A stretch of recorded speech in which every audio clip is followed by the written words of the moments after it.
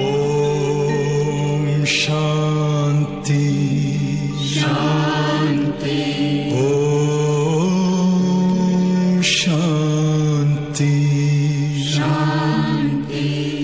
अंतर मन में ज्योति जगा लो, होगा दूर अंधेरा।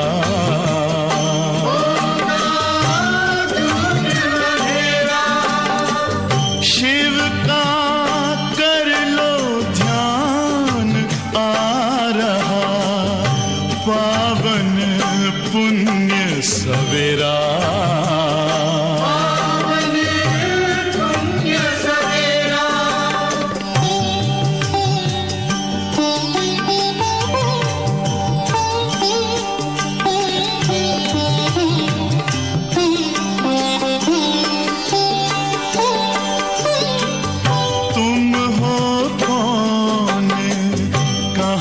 से आए अपने आप को जानो, राजयोग के द्वारा अपना परम पिता पहचानो। इसी राजपथ पर चलकर पालो अपना बसेरा।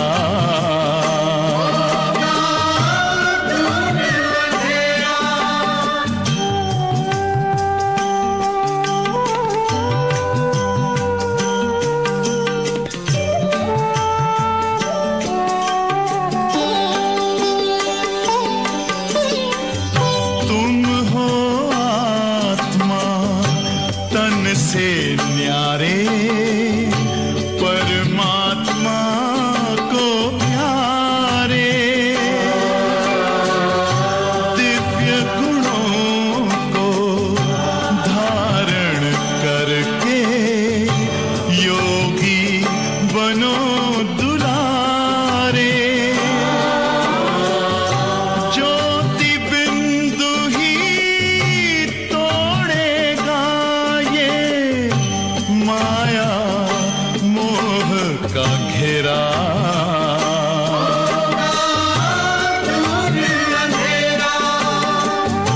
अंतर मन में ज्योति जगा लो, होगा दूर अंधेरा।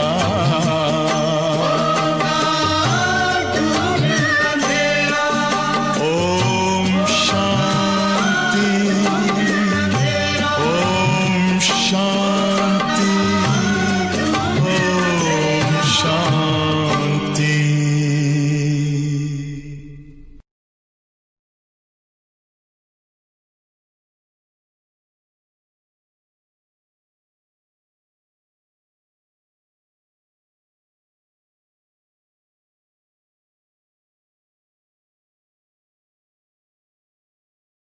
ओम शांति।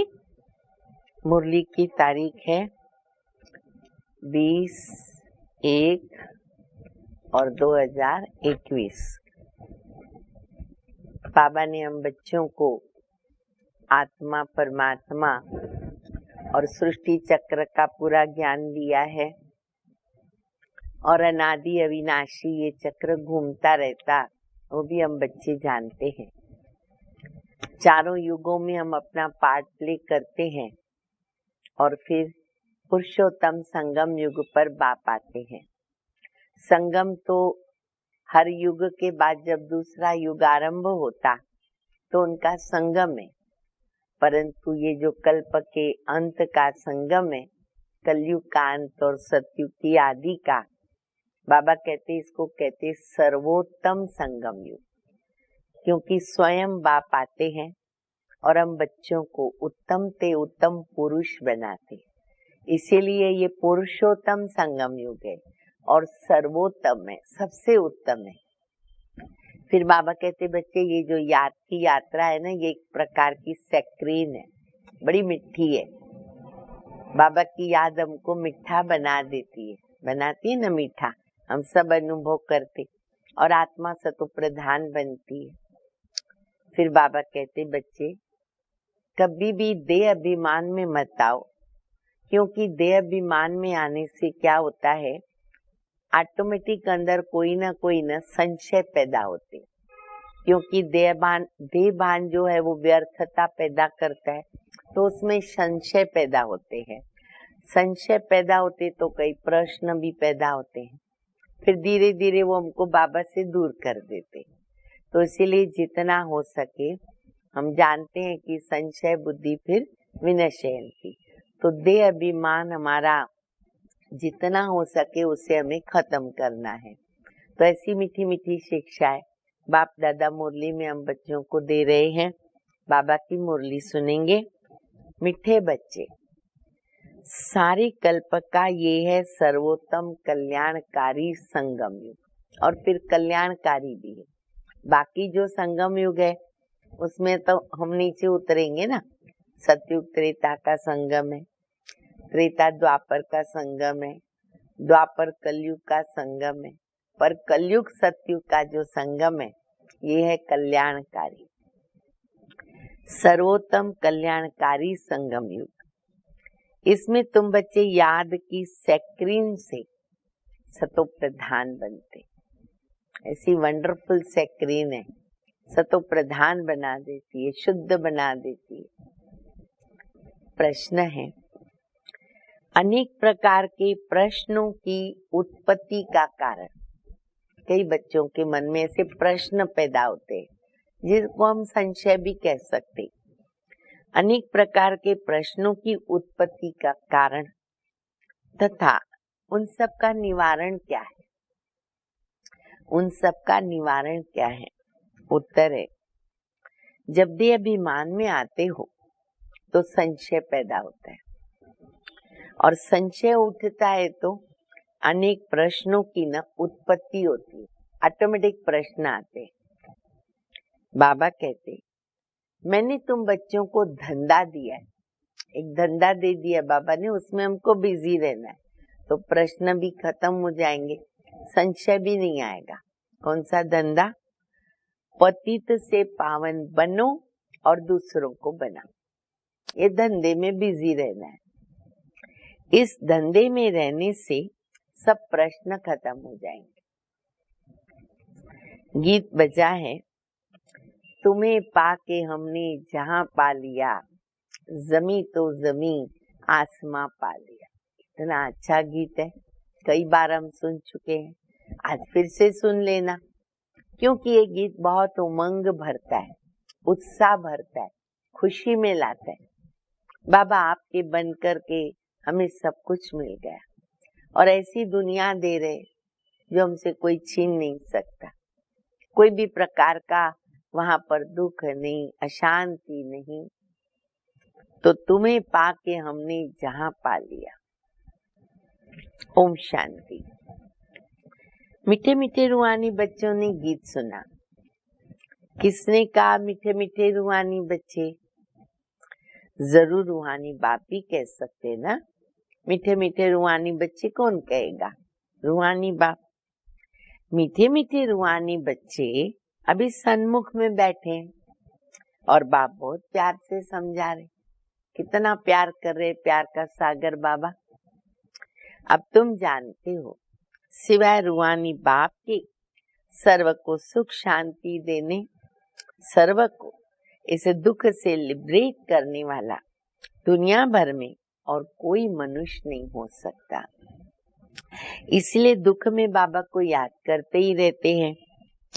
तुम बच्चे सन्मुख बैठे हो, जानते हो कि बाबा हमको सुखधाम के लायक बना रहे। सदा सुखधाम का मालिक बनाने वाले बाप के सन्मुख हम आए। देखो बाबा कितना नशा चढ़ा रहे, तुम किसके सामने बैठे हो, कौन तुमको पढ़ा रहे हैं। तो बाबा कहते हैं, सदा सुखधाम का जो मालिक बनाने वाला है ना, ऐसे बाबा के सन्मुख तुम बैठे हो। अभी समझते हो सन्मुख सुनने और दूर रहकर सुनने में बहुत फर्क है। मधुबन में जाके जब सन्मुख सुनते, और ये तो जब बाबा ने साकार मुरली चलाई तब के अनुभव ही कुछ और है। अभी भी मधुबन में मुरली सुनो, बहुत अच्छा लगता। अच्छा, उसके बाद फिर सेकंड नंबर में आता है सेंटर पर आकर के सुनना, उसमें भी नशा चढ़ता है। तो हमें ये लक्ष्य रखना है, घर में तो मुरली पढ़नी है, वो तो अलग बात है, 2 बार 3 बार हम पढ़ते हैं, लेकिन सामने जाके बाबा के घर में मुरली सुनना बहुत जरूरी है। उस नशे में कुछ अलग ही रौनक है, आनंद है, वो कुछ और ही अनुभव होता है। तो बाबा कहते जैसे देखो मधुबन में सुनते तो अभी फर्क मालूम पड़ता है, और दूर सुनते तो उसका फर्क मालूम पड़ता है। जैसे बाबा साकार में कहते थे कि देखो साकार में डायरेक्ट मुरली सुना, फिर उसके बाद टेप मशीन निकली, तो बाबा कहते ये भी मेरी सर्विसेबल एक्यूरेट बच्चा है, क्योंकि बाबा के शब्दों में मुरली सुनाते। फिर तीसरा आता है कि हम ये प्रिंट की हुई मुरली सुनते हैं। तो ऐसे ही सामने सुनने में फर्क मालूम पड़ता है। मधुबन में तो सन्मुख आते हो, मधुबन मशहूर है। मधुबन में उन्होंने कृष्ण का चित्र दिखाया कि मधुबन में मुरली बाजी, और मुरली समझते कृष्ण चलाता था। कौन सी मुरली? वही लकड़ी की मुरली, परंतु कृष्ण तो है नहीं। तुम बच्चे जानते हो इसमें मेहनत लगती है। अपने को घड़ी घड़ी आत्मा निश्चय करना है। मैं आत्मा बाबा से वर्षा ले रही हूँ।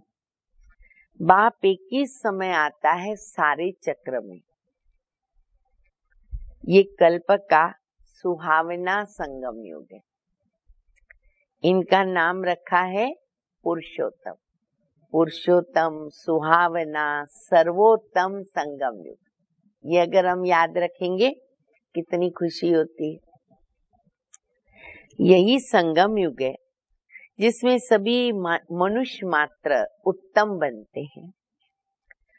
अभी तो सभी मनुष्य मात्र आत्मा तमो प्रधान है, वो फिर सतो प्रधान बनती हैं। सतो प्रधान है तो उत्तम है, तमो प्रधान हो गए तो कनिष्ठ हो जाते हैं। तो अभी बाप आत्माओं को सन्मुख बैठ कर के समझाते हैं। सारा पार्ट आत्मा बजाती है, ना कि शरीर। तुम्हारी बुद्धि में आ गया कि अब हम आत्मा असल में निराकारी दुनिया शांति धाम में रहने वाले हैं। अब ये तो किसको भी पता नहीं है और न खुद समझा सकते हैं। तुम्हारी बुद्धि का अब ताला खुला है। तुम समझते हो बरोबर हम आत्माएं परम धाम में रहती हैं, वो है इनकॉर्पोरियल वर्ल्ड, निराकारी दुनिया, और ये है कॉर्पोरियल वर्ल्ड। यहाँ हम सब आत्माएं एक्टर्स, पार्टधारी हैं। पहले पहले हम पार्ट बजाने आते हैं, फिर नंबरवार आते रहते हैं। सभी एक्टर्स इकट्ठे नहीं आ सकते।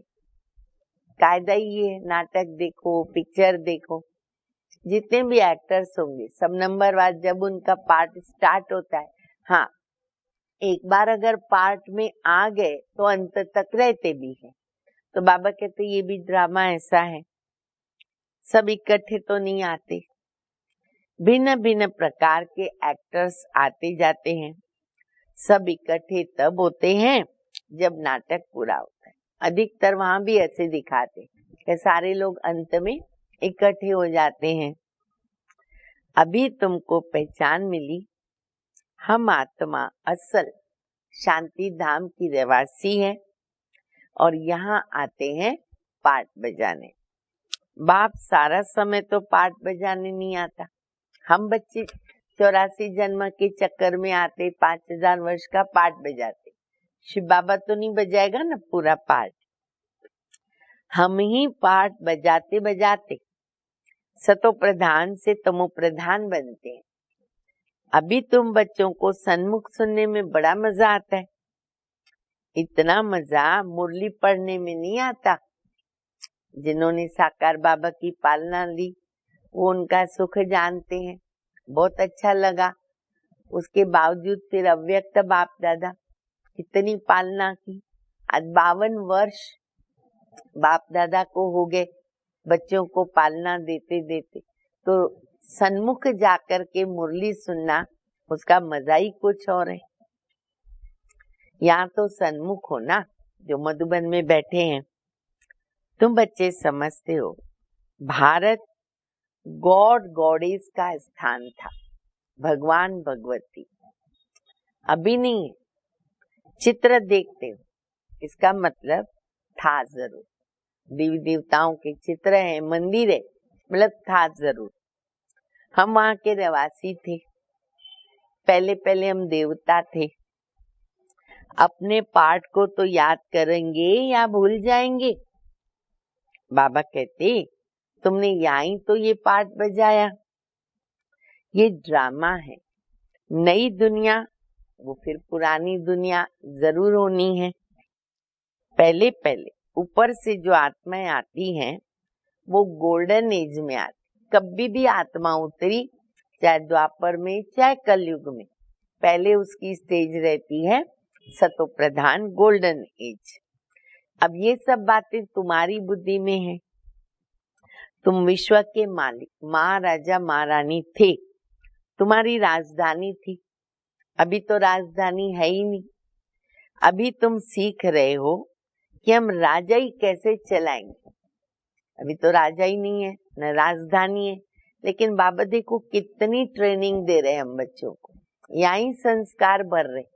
हम सीख रहे हैं कि हम सतयुग में राजा ही कैसे चलाएंगे, क्योंकि वहां वजीर भी नहीं होते, राय देने वाले की भी दरकार नहीं रहती, तो वजीर क्यों रहेंगे। यहाँ ही बाबा देखो स्वराज्य अधिकारी बनाता, यहाँ कर्म इंद्रियों के राजा बनाता, तो हमको ट्रेनिंग मिल जाती है। और बाबा इतनी अक्ल देता जो वजीर रखने की जरूरत ही नहीं पड़ती है। वह तो श्रीमत के द्वारा श्रेष्ठ से श्रेष्ठ बन जाते हैं।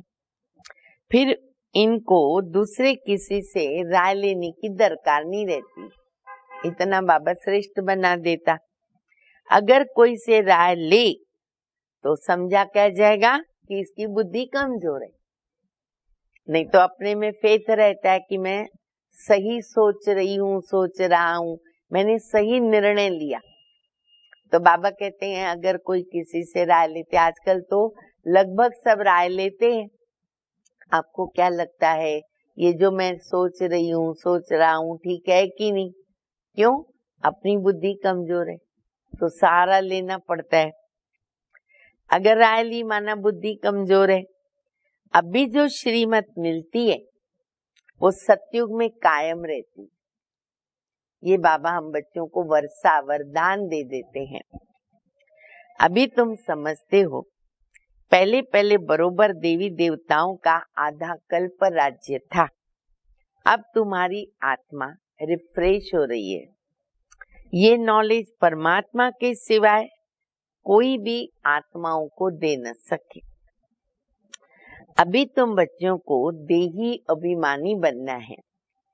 शांति धाम से आकर यहाँ तुम टॉकी बनते हो।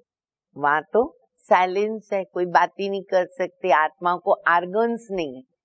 फिर यहाँ आते हैं, आर्गन्स मिलते, शरीर मिलता है, तो बाबा कहते टॉकी आती।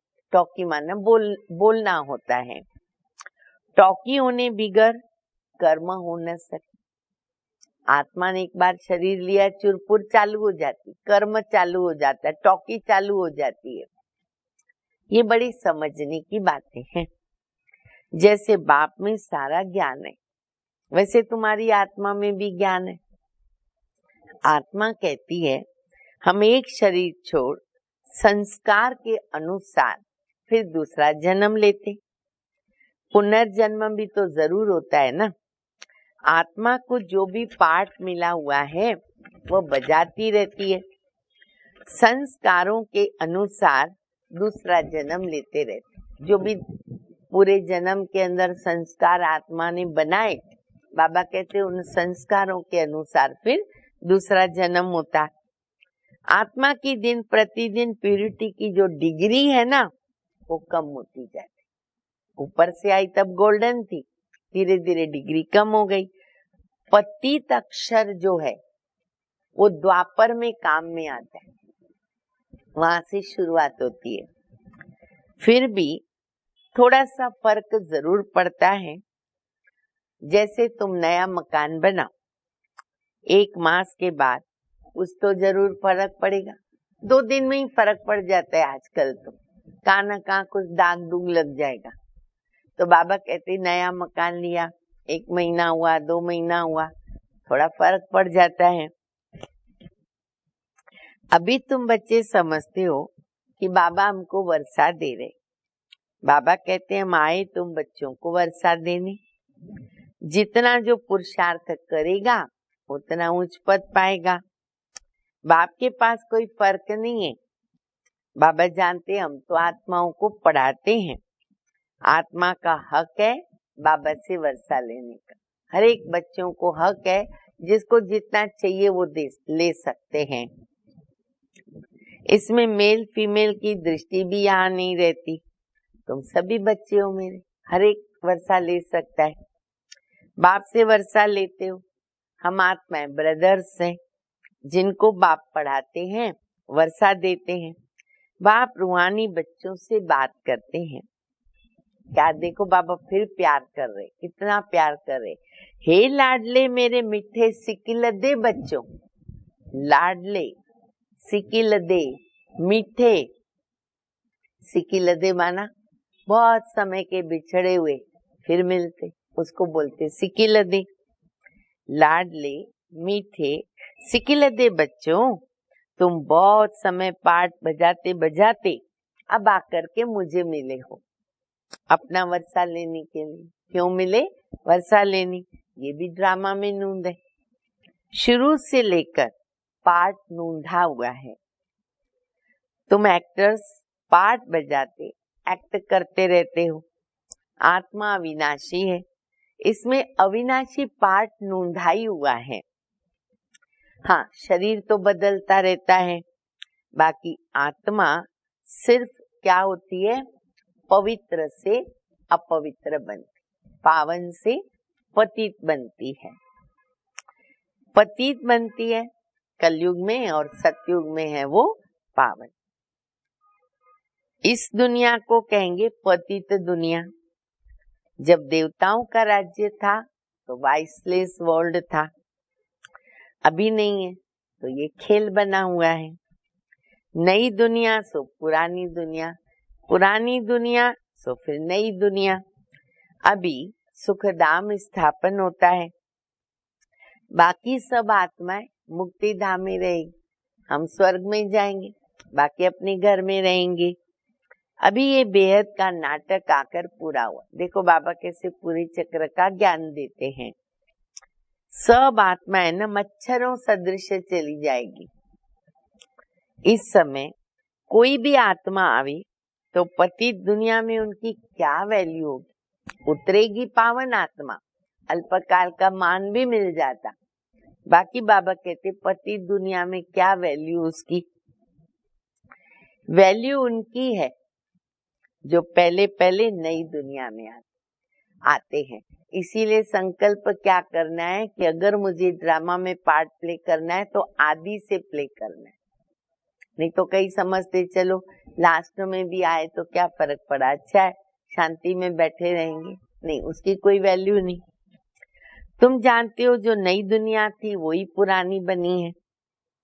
नई दुनिया में हम देवी देवता थे, वहां तो दुख का नाम नहीं था।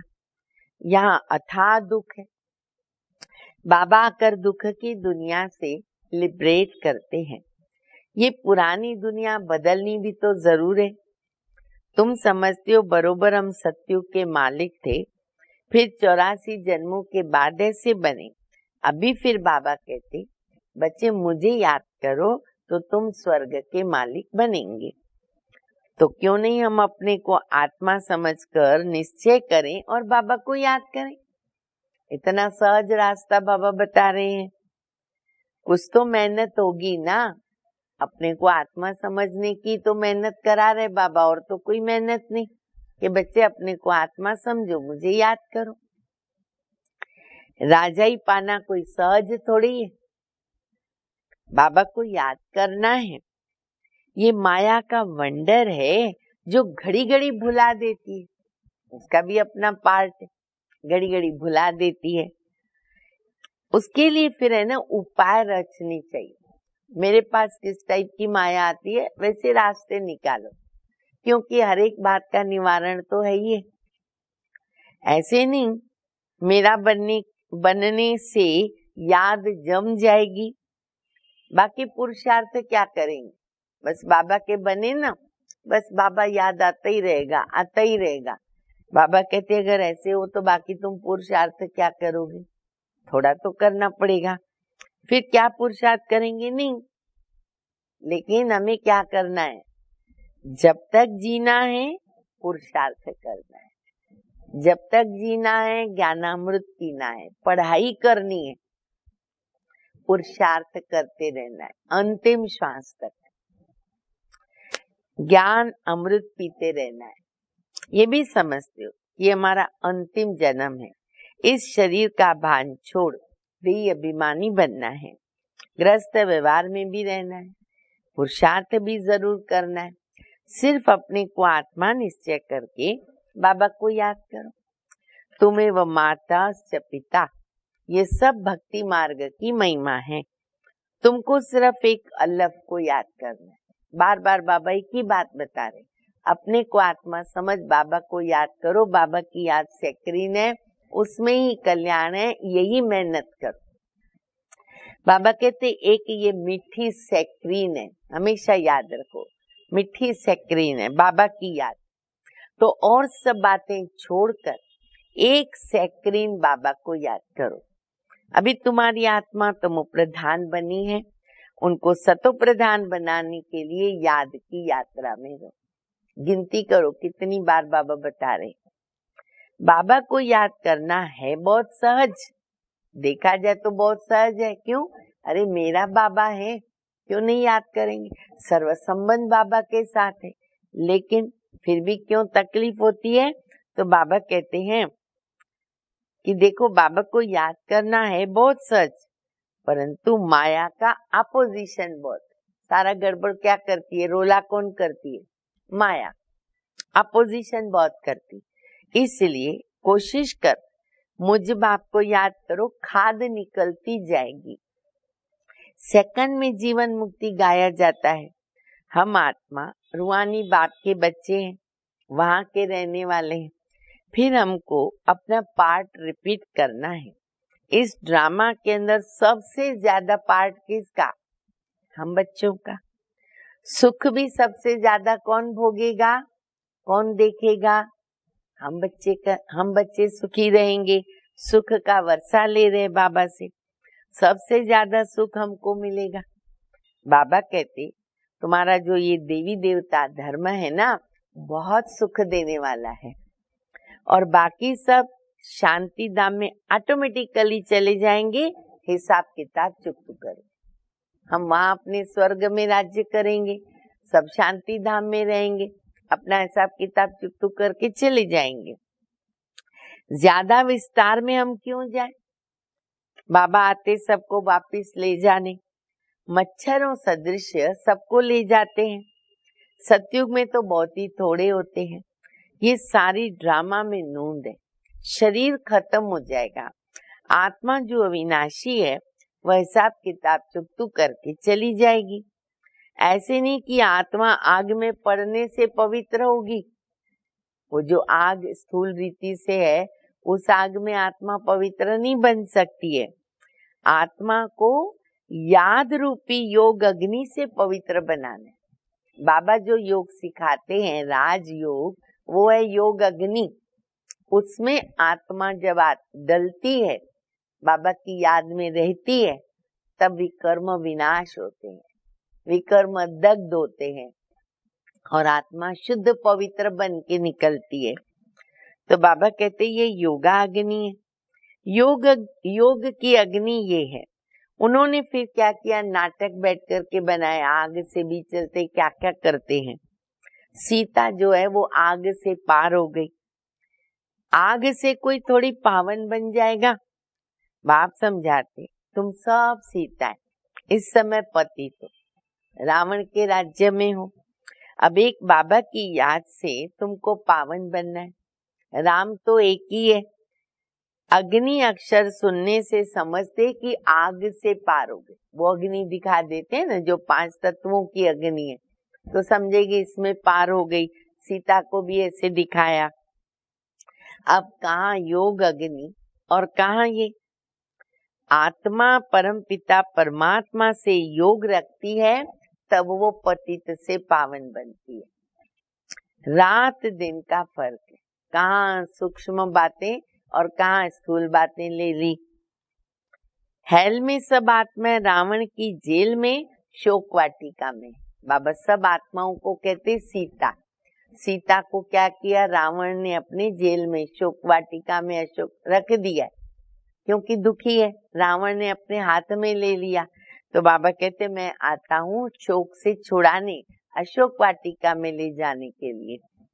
तो सब जेल में शोक वाटिका में है। यहाँ का सुख तो कांगविष्टा के समान है, भेंट की जाती है ना। स्वर्ग में तो अथाह सुख है। तुम आत्माओं की अभी शिव साजन के साथ सगाई हुई है। अब बाबा दूसरी कितनी अच्छी पॉइंट बता रहे। बाबा कहते तुम्हारी मेरे साथ सगाई हुई है, खुशी हो रही है। शिव बाबा के साथ मेरी सगाई, मेरा साजन कौन?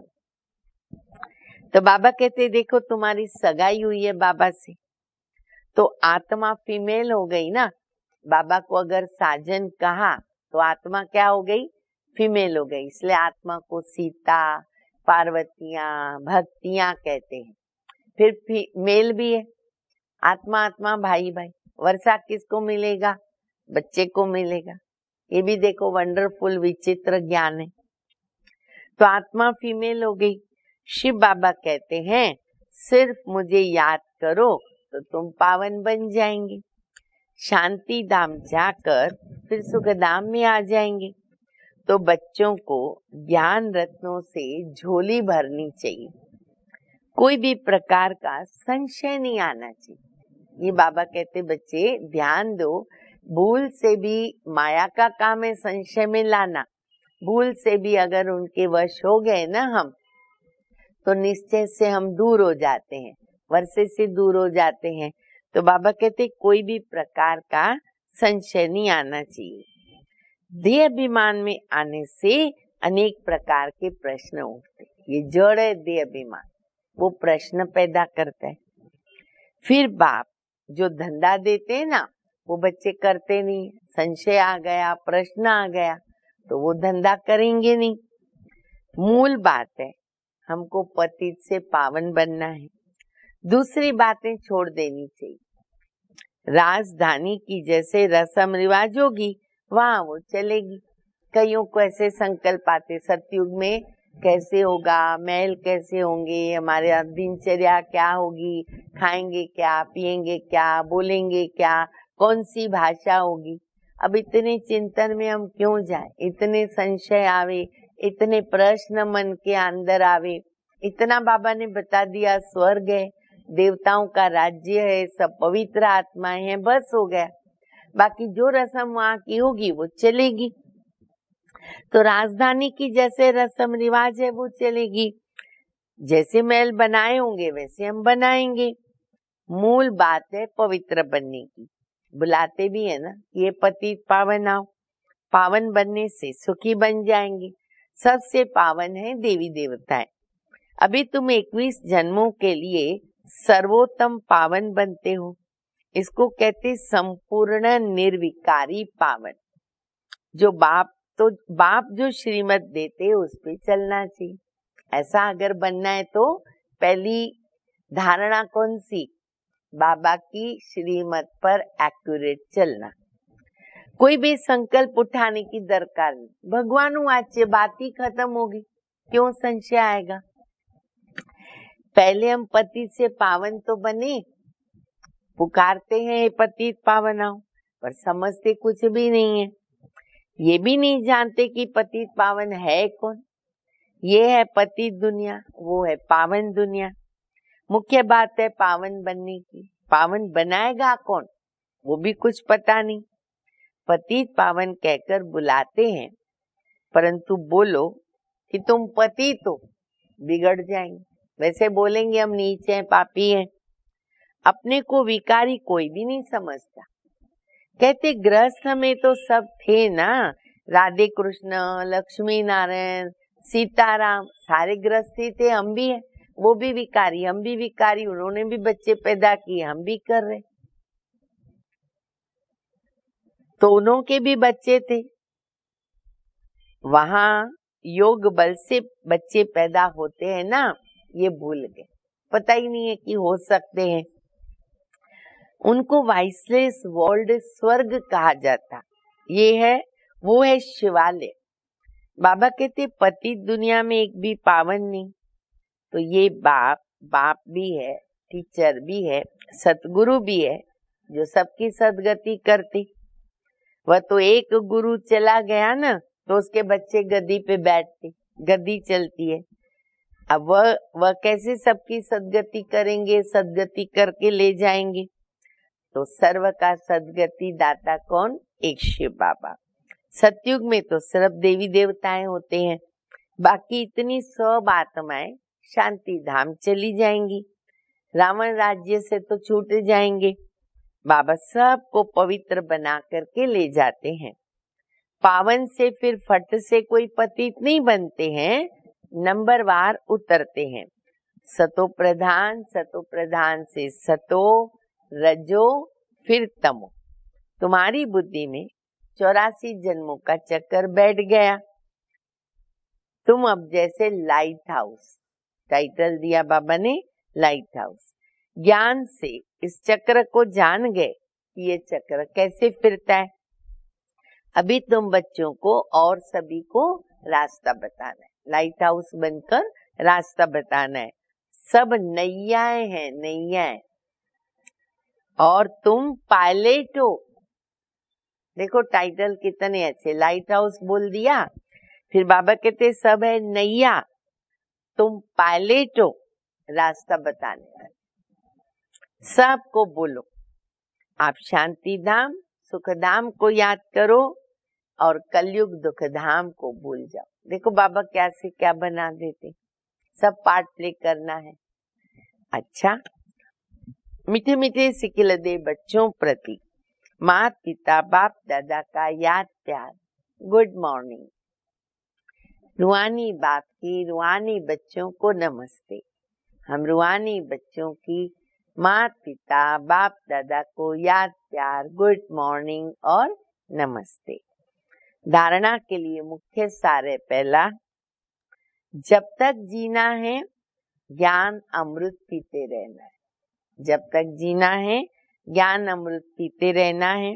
अपनी झोली ज्ञान रत्नों से भरनी है।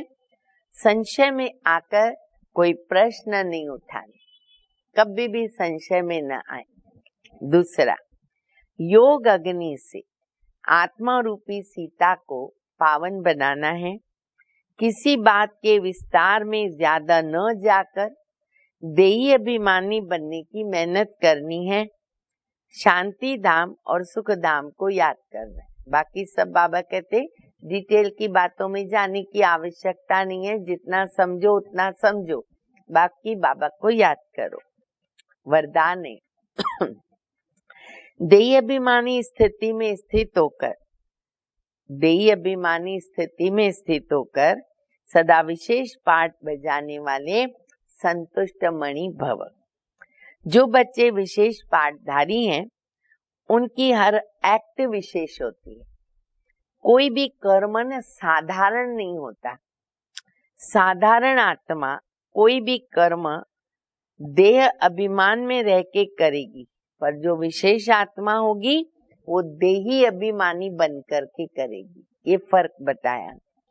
जो देही अभिमानी स्थिति में स्थित होकर कर्म करते हैं, वे स्वयं भी सदा संतुष्ट रहते हैं और दूसरों को भी संतुष्ट करते हैं। इसलिए उन्हें संतुष्ट मणि का वरदान स्वतः ही प्राप्त हो जाता है। तो बाबा कहते बच्चे देही अभिमानी होकर कर्म करो। स्लोगन है प्रयोगी आत्मा बन, योग के प्रयोग से सर्व खजानों को बढ़ाते चलो। कैसी आत्मा बनना है हमको? प्रयोगी आत्मा। जितने भी बाबा ने प्रयोग बताए, रास्ते बताए, उनको प्रयोग में लाएं। योग के प्रयोग से सर्व खजाने को बढ़ाते जाएं, बढ़ाते जाएं। ओम शांति।